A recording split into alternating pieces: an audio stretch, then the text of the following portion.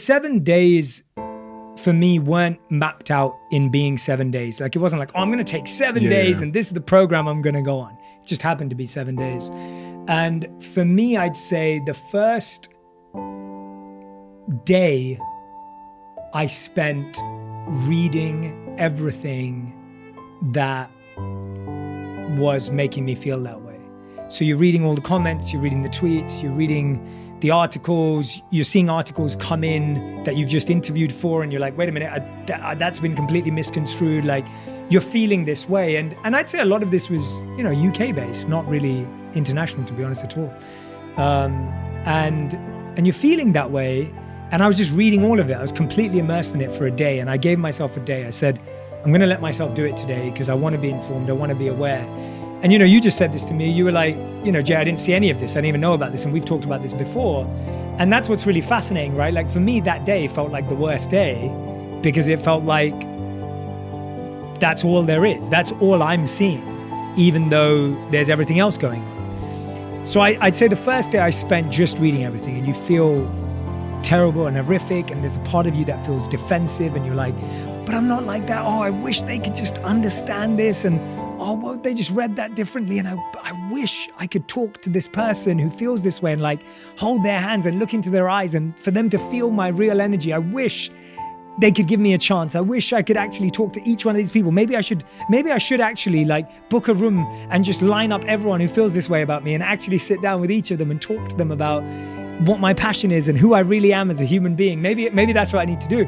And you're kind of doing this whole defensive and explaining, and that all of that was day one, maybe even day two. And I think day 3 and 4 were really the hardest because you start to believe some of the criticism.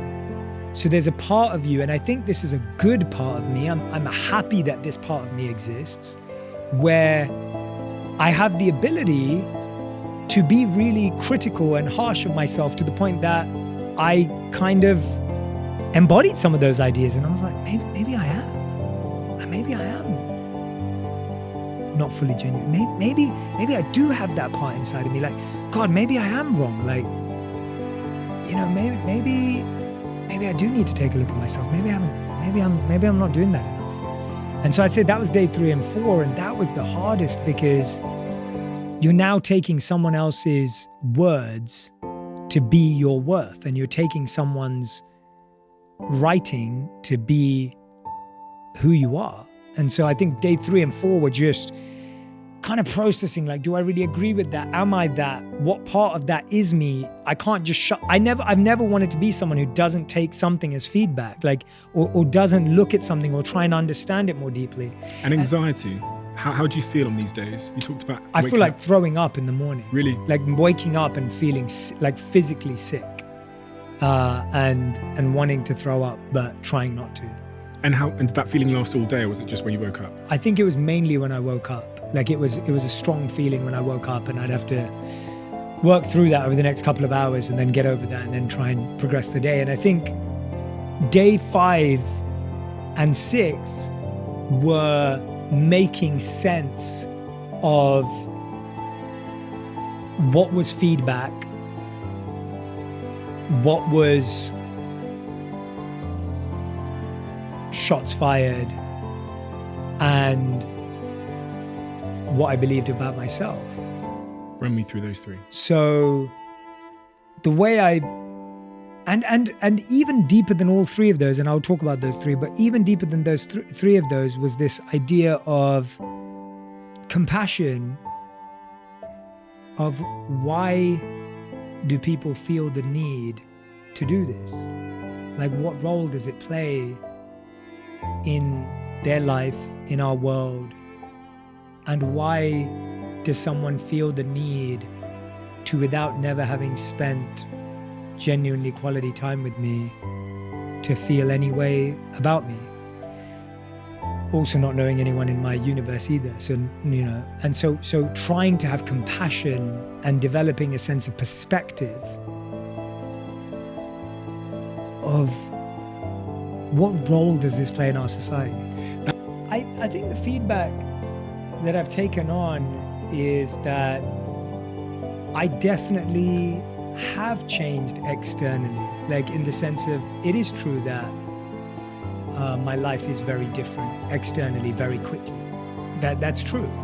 To me, it's not quick because it's 10 years since I left and 13 years since I was a monk and everything, but it is quick. And it is a lot to, it's been a crazy journey for me internally, let alone everyone else who's just watching. And the feedback that maybe I should explain, and probably why I feel so open today doing this with you and comfortable going there, is maybe I do need to explain my intentions more and not just do the work. And maybe I do need to spend more time giving context. That is a big part of it. And I recognize that that's a massive paradox. And by the way, I'm living that paradox, which is even crazier because there's so much of that self-guilt and transformation that I've had to go through. I've had to rewire my deeper relationships with every aspect. And I've realized that the monk teachings actually hold true. They're just misunderstood or misconstrued. It's kind of like when we keep having everyone who keeps saying, oh, money doesn't buy happiness, money doesn't buy happiness, money, it's like that statement's just lasted for so long. And you and I know that that's not, when it comes to the monk's philosophy was very much that everything in the world was simply energy and it could be used for something higher or could be abused. Pretty much anything in the world could be put into that way of thinking. But the perception is monks don't have money, therefore it's bad. But that's a simplistic version of a far deeper idea. There's a beautiful story that I love that we would often be shared in the monastery, where the teacher asks a student, if you could give one person £100 or give 100 people £1 each, which would you do? And the student says, I'd give £100 to one person because it would be really impactful. And the teacher says, yeah, there's nothing wrong with that answer, and that's totally fair. Another way of looking at it is, I'd give £1 each to 100 people because it helps me learn how to become better at giving. And it gives 100 people an opportunity to grow. And so the idea is that the answer isn't whether money's good or bad. Like the answer, some people say, well, they shouldn't give any money out at all. Like I think the idea that something is bad or evil or something is wrong is a far more simplistic idea than the depth of the idea that anything can be used for good or for worse. I remember that, we've been able to do so many beautiful things, whether it's things privately or even publicly. When, my wife and I did this fundraiser for COVID for India. And I remember it took a lot of money to just organize the fundraiser. And we wouldn't have been able to do that if we didn't have what we had. And I was thinking to myself, I was like, this is a perfect example of how you can't, sometimes you need the resource to pull off something that's even more powerful and big. But if I didn't have the resource and I didn't have the community and I didn't have my audience and my fans and the people that helped us do that, it just wouldn't have been possible.